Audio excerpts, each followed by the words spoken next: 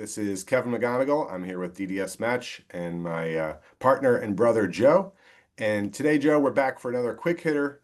And if you've seen any of our videos along the way, our famed Around the Block series, you know that we spend a lot of time talking about the importance of preparation and planning 3 to 5 years out. And we get some questions from practice owners who will say to us, do I really need to start planning 3 to 5 or even more years before I want to transition? What are a couple of things that practice owners can think about when answering that question?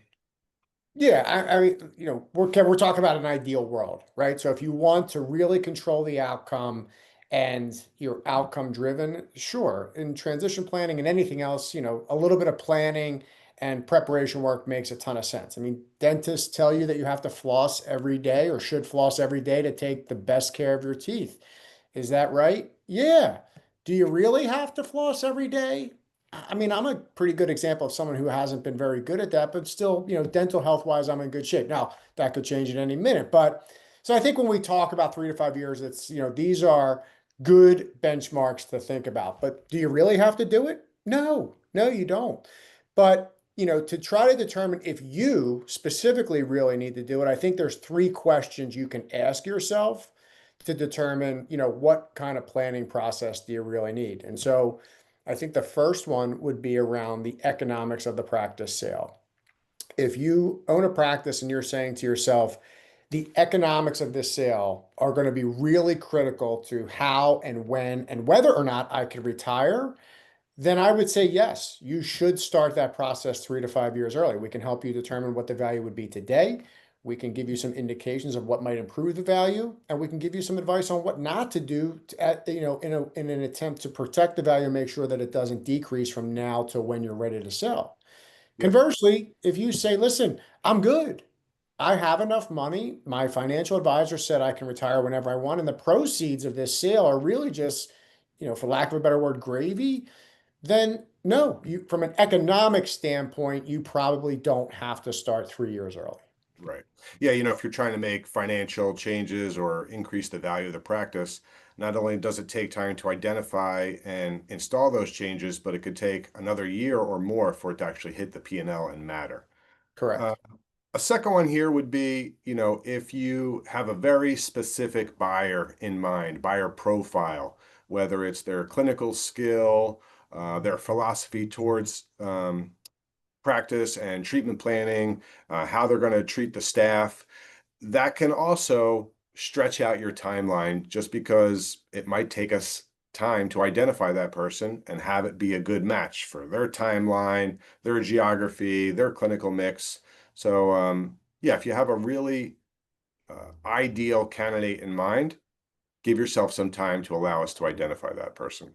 Yeah, I think the difference there is, I have a very specific buyer or buyer type I'm looking for versus, virtually any buyer would do, obviously assuming they're competent and they Sure. have the financial means but if you're super honed in on really curating who that buyer is, 3 to 5 years of planning and identifying what that looks like would probably be very beneficial. Sure.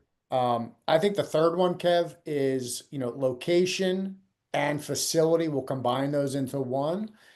Generally speaking, if you have a 4-op or larger practice in a desirable geography, close proximity to a city. I mean, we're in Pennsylvania, Philadelphia area. So, if you're within 45 minutes of the city and you've got a 4-op plus practice that's been reasonably well maintained, is reasonably up to date, and the rest of the practice metrics look good, you won't have any time finding or creating a buyer pool. Then it Yeah. really comes down to getting you the right buyer under the right terms.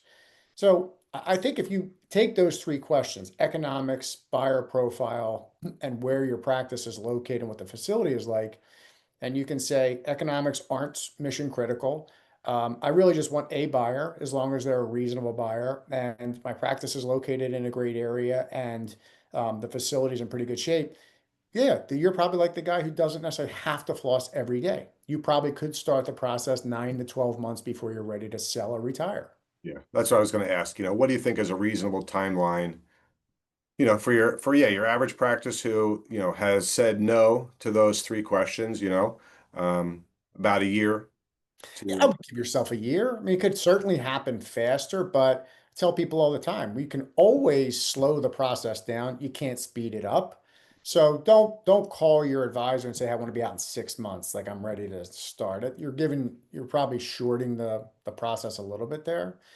Conversely, if you any of those three questions, if you say, well, my facility is only three operatories, it's a great practice and a great area, but it's only three operatories, you should start earlier because three operatory practices are harder to find buyers for.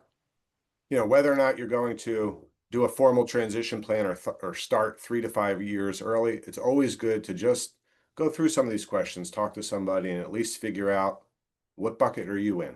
So Right. that's a quick tip for today. What else you got? One more I thing? was just going to say, just like dentists say, you should floss every day. We are still leaving this video saying you should start the process 3 to 5 Listen, years. it would be malpractice if we didn't. So, Right, right, right, right, right. all All right, right. that's a good topic. We'll be back with some more tips. Stay tuned.